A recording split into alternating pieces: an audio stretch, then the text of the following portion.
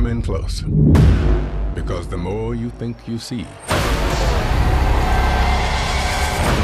the easier it'll be to fool you. Ladies and gentlemen, For our final trick, we are going to rob a bank. On the count of 3, you will be teleported through space and time to your bank in Paris. 1, 2. 3. Everyone in this room was a victim of hard times. Some of you lost your homes, your cars. And so tonight, We're gonna return some of that money back to you. thank you, everyone. Good Can you explain to me how you went from Las Vegas to Paris in 3 seconds? What do the kids call it these days? Oh, magic. First rule of magic, Always be the smartest guy in the room. Your bank was the distraction while they set up the real trick.